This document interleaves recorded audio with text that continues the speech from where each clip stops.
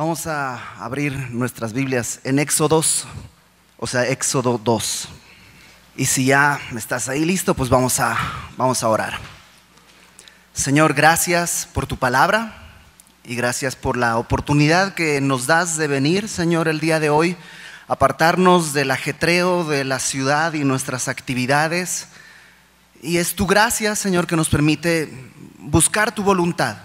Abre nuestro corazón, Señor, a tu palabra, que podamos escuchar con un corazón sincero y podamos recibir y poner por obra todo aquello que tú quieras decirnos.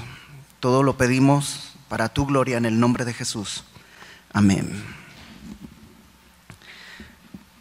Pues vamos a estar estudiando en estos días acerca de Moisés. Y déjame ponerte un poquito el contexto en el que nos encontramos. Israel es una persona y su familia descienden a Egipto porque hay una gran hambre en la tierra. Eso está en el libro de Génesis. Descienden a Egipto porque hay una gran hambre en la tierra. José, uno de los hijos, encontró favor con el faraón y entonces tienen ahí un tiempo de refugio en este periodo tan difícil. Pero pasan los años y suceden dos cosas. La primera es que luego se levanta un faraón que no conoce a José, no conoce a su familia y por tanto pues no le tiene tanta gracia como aquel primer faraón que lo había recibido. La segunda cosa que sucede es que pasan de ser una familia numerosa, pero una familia al final de cuentas, pasan a convertirse en un pueblo grande, en una gran descendencia. Y muchos años después, uno de los faraones se da cuenta que el pueblo es tan numeroso que puede representar un peligro para la nación. Si es que viene una nación enemiga, podría aliarse con este pueblo y toma algunas medidas para asegurarse de que este pueblo, el pueblo de Israel, que ahora ya es una nación misma dentro de la nación de Egipto, para que no se alíe con el enemigo y no sea rebelde. Y lo que hace es primero sujetarlos a esclavitud. Luego hace un decreto para que todos los niños que nazcan pues sean asesinados. Y ante el temor de las parteras de no poder poner por obra este decreto, lo que hace es que no los van a matar así, lo que tienen que hacer es arrojarlos al río. Y ese es el contexto en el que nace Moisés. Nace Moisés en el capítulo 2, en un momentito veremos su nacimiento y todo, pero nace y es preservado milagrosamente a través de un acto que tienen su familia, y luego es criado por la hija de Faraón. La hija de Faraón lo encuentra en el río, en un Moisés, justamente, qué casualidad, lo recoge y lo adopta. Entonces Moisés es un judío, un israelita que está creciendo en la corte de Faraón y pues es instruido en todas las leyes, en todas las normas, con toda la educación egipcia, que en aquella época era pues el imperio más grande de la tierra. Y capítulo 2, versículo 11 es donde vamos a comenzar el día de hoy. Dice: en aquellos días sucedió que crecido ya Moisés salió a sus hermanos y los vio en sus duras tareas. Crecido, el escritor Lucas, cuando está escribiendo Hechos, registra una escena en la que Esteban narra esta escena y dice que Moisés tenía alrededor de 40 años. Entonces ya no era un muchachito, no era un niño, no era un adolescente, era un hombre adulto. Y alrededor de los 40 años dice que salió a sus hermanos y los vio en sus duras tareas. Y observó a un egipcio que golpeaba a uno de los hebreos, sus hermanos. Entonces miró a todas partes y viendo que no parecía nadie, mató al egipcio y lo escondió en la arena. Sale Moisés, encuentra que pues el pueblo está siendo maltratado, son esclavos, y trata de defender a uno de sus hermanos, a un hebreo. Él es judío, ha crecido en la corte, pero sabe que es judío. Sabe que es, en su sangre corre sangre hebrea. Por eso, si te das cuenta, en el versículo 12 nos muestra que no fue algo que sucedió sin querer. Moisés miró a todas partes, observó que nadie lo estuviera viendo para poder atacar a este egipcio. Deliberadamente se lanza contra este egipcio, probablemente incluso lo mata deliberadamente. Acompáñame por favor a Hechos capítulo 7, donde te decía, Esteban está haciendo una recapitulación de toda la historia de Israel y nos narra algunas cosas acerca de este momento. Hechos capítulo 7, versículo 22 nos permite ver un poquito lo que pasaba en la mente, en el corazón de Moisés. Hechos 7, 22 dice: fue enseñado Moisés en toda la sabiduría de los egipcios y era poderoso en sus palabras y obras. Entonces, Moisés era un hombre poderoso en palabras y obras. Josefo, el historiador, incluso dice que Moisés era comandante del ejército y que había tenido grandes éxitos en algunas batallas. Entonces, estamos hablando de un hombre entrenado, enseñado, preparado y con una misión. Tiene algo en su corazón. Dice verso 23 de Hechos 7: cuando hubo cumplido la edad de 40 años, le vino al corazón el visitar a sus hermanos los hijos de Israel, y al ver a uno que era maltratado, lo defendió e hiriendo al egipcio, vengó al oprimido. Pero él pensaba que sus hermanos comprendían que Dios les daría libertad por mano suya, mas ellos no lo habían entendido así. Ese último versículo, el verso 25, nos muestra que había en el corazón de Moisés esta idea de que al hacer esto, los otros judíos dirían: este es el Salvador que estábamos esperando. Ese es el hombre que estábamos esperando.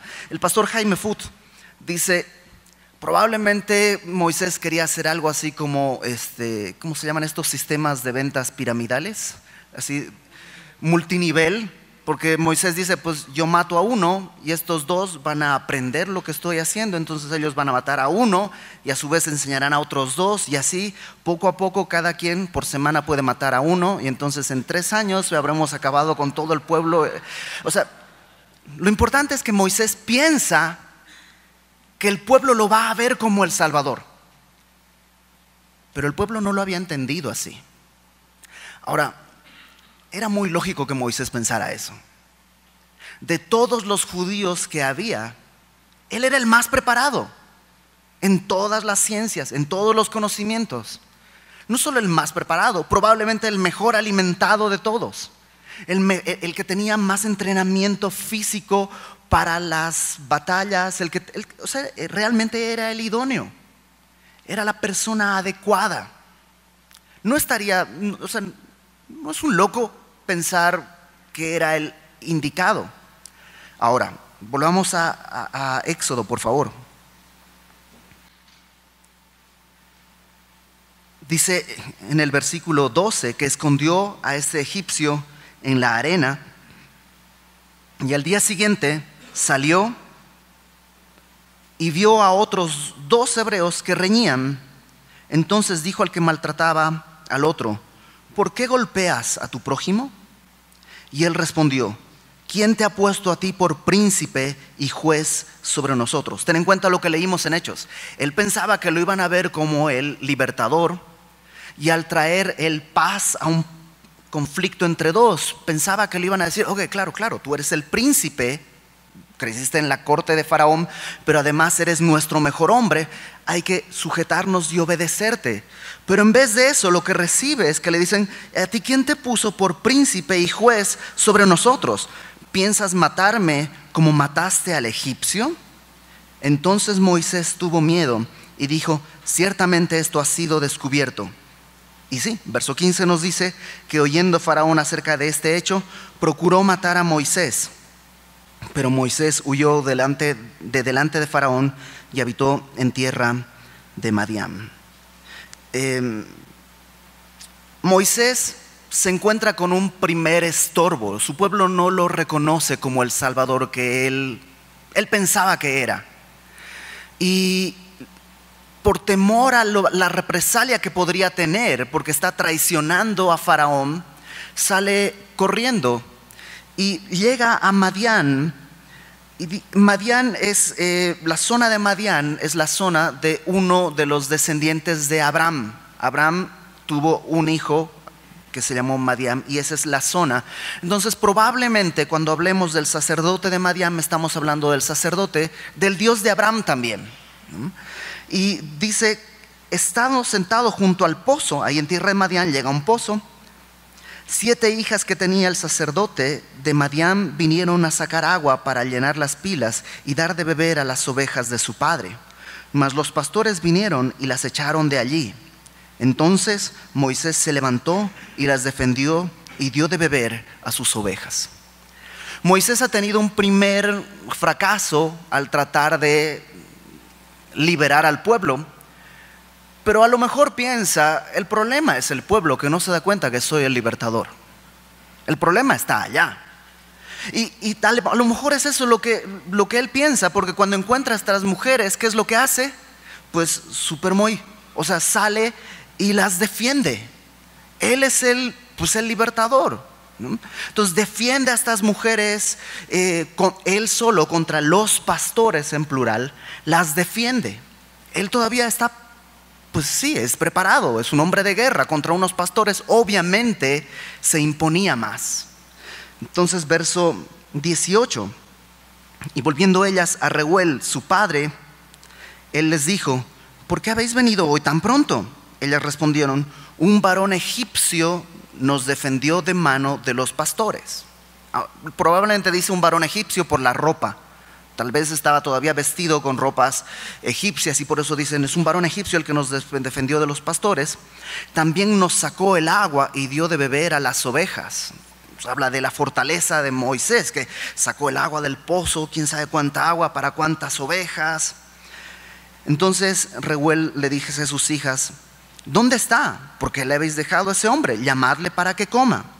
Y Moisés convino en morar con aquel varón, y él dio su hija Séfora por mujer a Moisés, y ella le dio a luz un hijo. Entonces aquí ha pasado ya un tiempo para que pues nazca su hijo, y él le puso por nombre Gersón, porque dijo, forastero soy en tierra ajena. Y ya para este tiempo Moisés empieza a darse cuenta de alguna cosa. Él no es egipcio, pero ha sido rechazado por el pueblo judío, y tampoco es de Madián, y él está siendo forastero en tierra ajena. Y él está en esa situación. Ya probablemente ya no se siente el libertador, el Superman, el superhombre. Enseguida vamos a regresar con la historia, pero como hombres, en la Biblia tenemos un llamado claro, y es un llamado de liderazgo. Y yo sé, el día de hoy hablar de liderazgo es hablar de cosas muy extrañas, y algunas veces decimos, la Biblia no habla de liderazgo, pero sí, la Biblia claramente habla de liderazgo, porque tenemos que conducir a otros hacia Cristo. O sea, sí hay un liderazgo al que como hombres estamos llamados. Si estás casado, hay un liderazgo que debemos asumir en nuestra familia. Y ese liderazgo, como dice en la camiseta, es para liberar, es para mostrar el camino, la verdad y la vida. Es un llamado que Dios, es un privilegio que Dios nos otorgó a nosotros como hombres. Y como hombres podemos correr el peligro de confiar en nuestras cualidades, porque la verdad es que Dios nos ha dado cualidades. Hay personas muy capaces entre los que estamos aquí. Hay personas que son muy buenos en sus negocios. Hay personas que son muy bondadosos con su familia. Y por supuesto, esas cosas no son malas, pero no es algo en lo que podamos apoyarnos, porque es muy curioso. Moisés es el que va a traer la ley.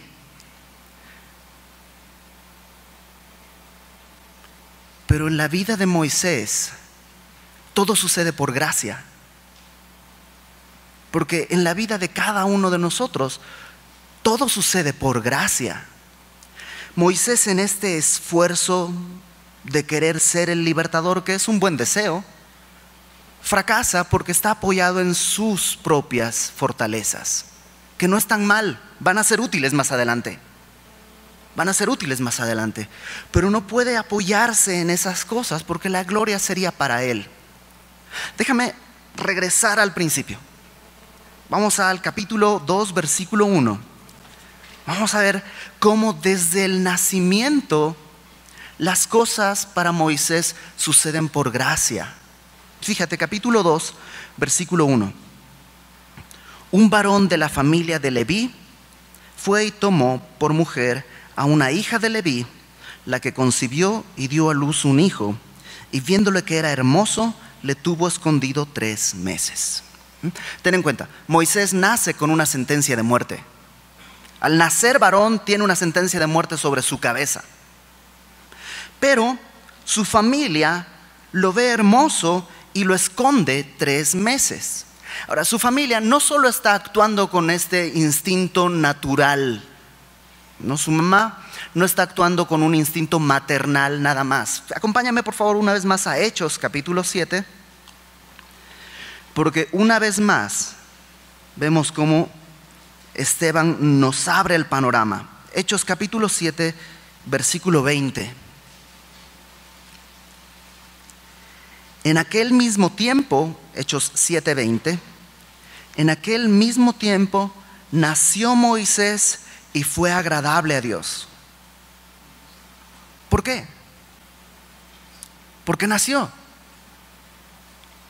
Moisés todavía no ha sido el gran libertador, no está entrenado en artes de guerra, no está educado en la sabiduría de los egipcios, no tiene un buen deseo de liberar a su pueblo. Moisés no tiene nada. Pero fue agradable a Dios. ¿Por qué? Porque Dios es bueno. Por gracia vio a Moisés y se agradó. Y dice que fue criado 3 meses en casa de su padre, pero siendo expuesto a la muerte, la hija de Faraón le recogió y le crió como a un hijo suyo. Regresa conmigo a Éxodo, por favor. Entonces, desde el principio, Moisés está existiendo por gracia, porque a Dios le agradó Moisés. Versículo 3 de Éxodo 2. No pudiendo ocultarle más tiempo, después de 3 meses el niño pues ya llora muy fuerte, ya no es lo mismo, entonces no lo pueden esconder más. Y dice, tomó una arquilla de juncos, ¿no? Su mamá, su papá, tomó una arquilla de juncos, la calafateó con asfalto y brea y colocó en ella al niño y lo puso en un carrizal a la orilla del río. Y esto es un acto de fe que está mostrando su familia. Es un acto de fe en el Señor. En Hebreos 11, si quieres acompañarme, si no, yo te lo leo. Hebreos 11, versículo 23. Dice, por la fe Moisés cuando nació fue escondido por sus padres por 3 meses porque le vieron niño hermoso y no temieron el decreto del rey. O sea, es un acto de fe de sus papás, de decir, pues este niño lo vamos a poner en esta canastita. La calafatearon. John Corson, un pastor en Estados Unidos, dice, probablemente sus papás conocían la historia del arca de Noé, cómo fue calafateada para sobrevivir el diluvio, y pensaron, ok, hay que calafatear esta pequeña arquita en la que Moisés va a sobrevivir. No sabemos eso, pero la Biblia nos dice que hubo fe. Moisés todavía no ha hecho nada y ya están actuando a favor de él por gracia. Una hermana suya, versículo 4 de Éxodo 2, una hermana suya se puso a lo lejos para ver lo que le acontecería. Y la hija de Faraón descendió a lavarse al río, y paseándose sus doncellas por la ribera del río, vio ella la arquilla en el carrizal y envió una criada suya a que la tomase. Todas las cosas que están sucediendo acá son solo la mano de Dios. Las probabilidades de que en ese momento baje la hija de Faraón, las probabilidades de que la arquilla no se voltee, no se hunda, no se la coma un cocodrilo o un animal o quién sabe qué, o sea, flote directamente hacia donde está a la vista de la hija de Faraón. Y cuando la abrió, vio al niño, y he aquí que el niño lloraba. Y esto es lo que hace Moisés: llorar, que es todo lo que puede hacer un bebé. Y lloraba. Y teniendo compasión de él, dijo: de los niños de los hebreos es este. Y solo porque lo vio llorar y porque Dios puso en gracia a Moisés delante de la hija de Faraón, lo rescata. Y no acaba ahí, fíjate verso 7. Entonces su hermana, que estaba ahí espiando de lejos, se acerca corriendo probablemente, dijo a la hija de Faraón: ¿iré a llamarte una nodriza de las hebreas para que te críe este niño? Y la hija de Faraón respondió: ve. Entonces fue la doncella y llamó a la madre del niño. Y ahora Moisés está siendo cuidado por su mamá. Y no solo cuidado por su mamá, dijo, la hija de Faraón, versículo 9, le dice a la mamá de Moisés: lleva este niño, críamelo y yo lo pagaré. Y la mujer tomó al niño y lo creyó.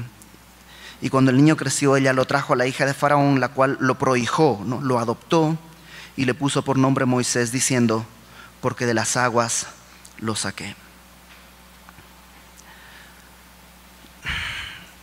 La vida de Moisés existió por gracia. Y cuando él trató de pararse en sus propios méritos, que eran grandes y eran buenos, no pudo seguir adelante. Y la gran lección para nosotros es que Dios sigue extendiendo gracia. Y los méritos, a lo mejor tienes mucho conocimiento de la Biblia, y es bueno, pero pararte en tu conocimiento de la Biblia no es lo que va a permitir llevar a la libertad tu vida o la vida de otros. Hace 1 año y medio más o menos comenzamos a ir con mi familia a Querétaro. Y hace 1 año y medio, y lo quiero decir con sinceridad y sin, no sé, te abro mi corazón. Hace 1 año y medio yo era el idóneo para ir a Querétaro. Hace 1 año y medio era el indicado para ir a Querétaro. Tenía coche, hay gente que no tenía coche y no, pues ya era una traba. Yo tenía coche, mi familia estaba dispuesta. Podíamos poner una serie de 1000 circunstancias y cualidades que avalaban que, pues, ¿quién va a ir a Querétaro? Pues, obviamente yo. A lo largo de este 1 año y medio que ha pasado, cada vez más Dios nos ha mostrado que nunca fue por ser idóneo, siempre fue por gracia.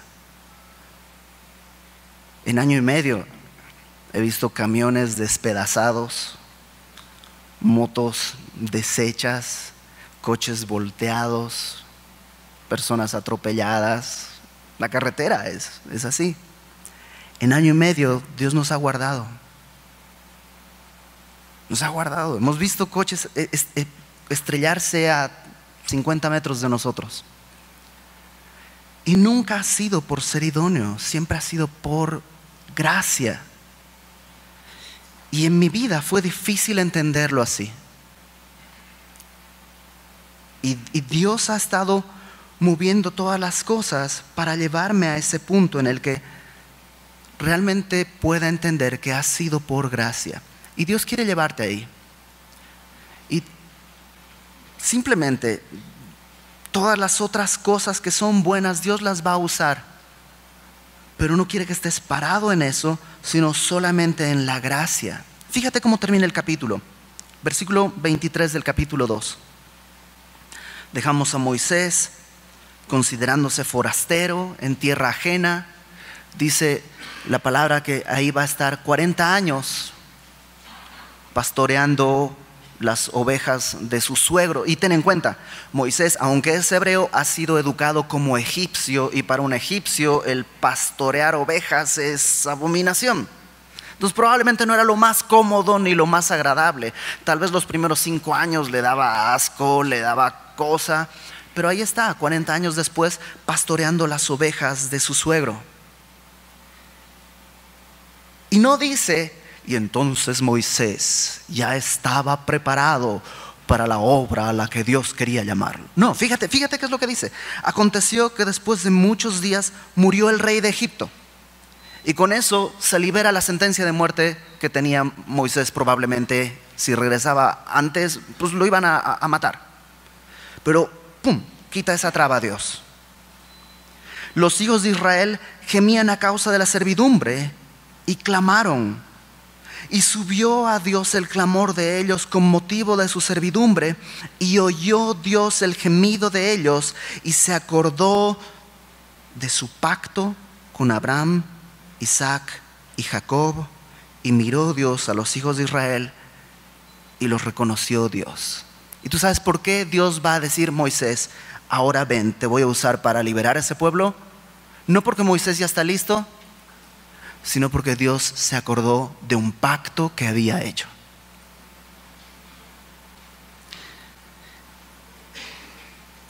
Es imposible dejar de notar la similitud que tiene la imagen que nos presenta Moisés, ¿no? Como un cuadro de lo que Cristo va a hacer. Porque Moisés nació con una sentencia de muerte. Cristo vino con una sentencia de muerte. Tú y yo nacemos para vivir. Morimos porque pues somos pecadores y la paga del pecado es muerte, pero realmente nacemos para vivir. Cristo nació para morir.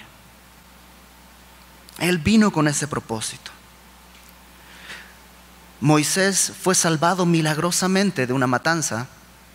Jesús fue salvado milagrosamente de una matanza. Moisés no podía liberar al pueblo desde el palacio. Jesús descendió para liberarnos desde acá, siendo un hombre hecho semejante a nosotros. Y estando en la condición de hombre, fue humillado, ¿no? A Moisés lo rechazaron, le dijeron: ¿quién te ha puesto por príncipe y juez? Y a Jesús, pues lo rechazaron diciéndole: ¿por qué crees que tú eres príncipe y juez sobre nosotros? Moisés nació, vivió en el contexto de la realeza y luego estuvo en una familia sacerdotal. Jesús es rey y sacerdote nuestro. Y por pura gracia, el día de hoy, Dios sigue extendiendo su mano y sigue diciendo: acéptame como tu príncipe y tu juez. Y yo solamente quisiera invitarte el día de hoy para terminar. Si has estado confiando en tu conocimiento, si has estado confiando en tu fortaleza o incluso en tu bondad, creo que es un buen momento comenzar este fin de semana reconociendo que todo es por gracia, que hay un llamado que Dios está haciendo por gracia, que Dios quiere alcanzarnos por gracia, que Él no se cansa de estirar su mano por gracia. Segunda de Tesalonicenses, en capítulo 2, versículo 10, habla de aquellos que están perdidos, con perdición eterna. Y segunda de Tesalonicenses 2:10 define que el problema de estos es que no recibieron el amor de la verdad para ser salvos. no recibieron el amor de la verdad para ser salvos. Si no tienes la verdad, ¿qué te queda? La mentira. Si no recibes el amor, ¿qué te queda? Pues lo que no sea amor. Si no recibes la salvación, ¿qué te queda? Pues la perdición. Y es una gracia de Dios. Y esta es la verdad. Esta es la verdad. Que todos los que estamos aquí nacimos con una sentencia de muerte. Al ser pecadores, hay una sentencia de muerte sobre cada uno de nosotros. La paga del pecado es muerte. Esta es la verdad. Cristo en la cruz pagó el precio de nuestros pecados y por la fe en su nombre podemos tener herencia entre los santificados. Este es el problema. Si ya le has entregado tu vida al Señor, muchas veces abandonamos esa verdad para pararnos en nuestras cualidades. Lo mucho que sabes de la Biblia, lo bien que te has portado, lo mucho que te usa Dios, lo mucho que te respetan.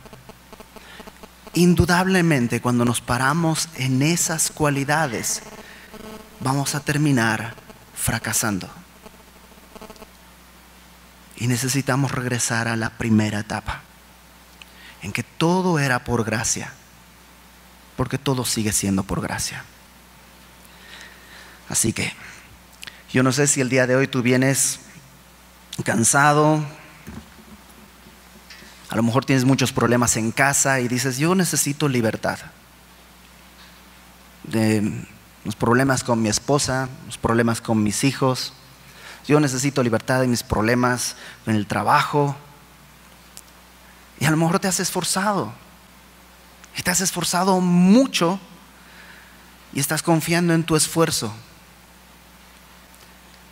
Volvamos al principio. Por gracia, Dios quiere darnos libertad. Lo cantábamos hace un momento. Pero quiere primeramente liberarnos del pecado. Quiere liberarnos de ese peso que es nuestra naturaleza pecaminosa, dándonos una esperanza por gracia, por la fe en el sacrificio de Cristo. Así que, pues vamos a orar. Y vamos a hacer lo que Moisés hizo. ¿Qué hizo Moisés? Clamó. ¿Cómo clamó? Un bebito clama porque llora. Y cuando llora solamente está diciendo, hay algo que quiero y no puedo. No puedo obtener nada.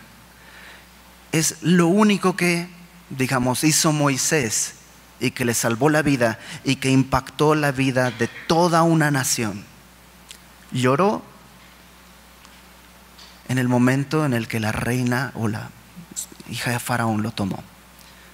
Nosotros podemos clamar a nuestro Padre, dejar de confiar en nuestras fuerzas y simplemente clamar. Entonces vamos a orar. Señor,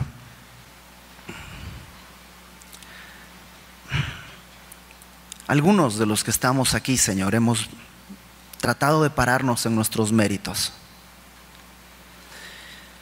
Y parados en nuestros méritos y nuestros talentos y nuestras capacidades, hemos visto hundirse una tras otra todos nuestros esfuerzos.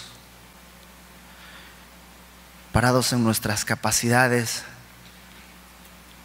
hemos fracasado en todos los sentidos. Probablemente incluso, Señor, algunos de los que están aquí han venido a este retiro como un último intento, a ver si cambia algo. Permítenos, Señor, el día de hoy volver al principio. Permítenos el día de hoy entender que no se trata de un método, no se trata de una actividad, sino simplemente de conocer el amor tan grande que tú has derramado por nosotros en la cruz. Abre nuestro corazón para entenderlo, Señor. Si hay alguien que no lo ha entendido el día de hoy, revélalo a nuestro corazón. clamamos a ti, Señor. A lo mejor alguno está como Moisés, a punto de ahogarse. Y solo necesitamos, Señor, clamar. Y tu palabra dice que tú escuchas, Señor, esta oración. Que tú no quieres que nadie se pierda. Extiende tu mano sobre nosotros. Que este fin de semana tu palabra en verdad penetre nuestro corazón.